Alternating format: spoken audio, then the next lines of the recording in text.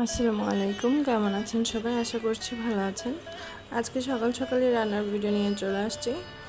তো আমি প্রথমে ভাতটা বসিয়ে দিয়েছি, এরপরে মাংস রান্না করব। তো মাংসটাও রেডি করে নিচ্ছিলাম, মশলাটা আগে থেকে রেডি করে রেখেছিলাম, জাস্ট ফ্রিজ থেকে বের করে নিয়েছি।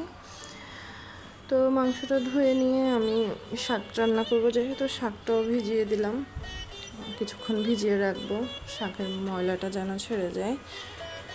এরপরে ভালো করে ধুয়ে নেব।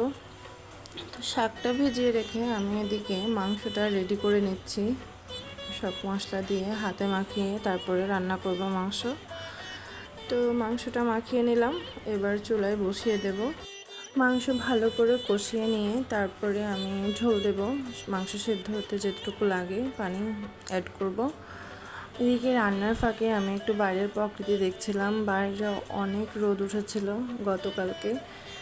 তো এই ভিডিওটা গতকালকে আর আপলোড দেওয়া হয়নি, তো ভাবলাম আজকেই সকাল সকাল দিয়ে দিই, যেহেতু সকাল সকাল রেডি করা আছে ভিডিওটি। কষানো হয়েছে কিনা একটু চেক করে নিচ্ছি।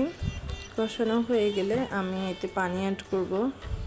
আজকে যেহেতু রান্নার ঝামেলা বেশি, তাই আমি গ্যাসের চুলাটা আর ইউজ করব না, আমি ইলেকট্রিক চুলায় বসিয়ে দিচ্ছি। গ্যাসের চুলায় আমি অন্য তরকারিগুলো রান্না করব। এদিকে আমার মাংস কষানো হয়ে গেছে, পানিটা অ্যাড করে দিলাম।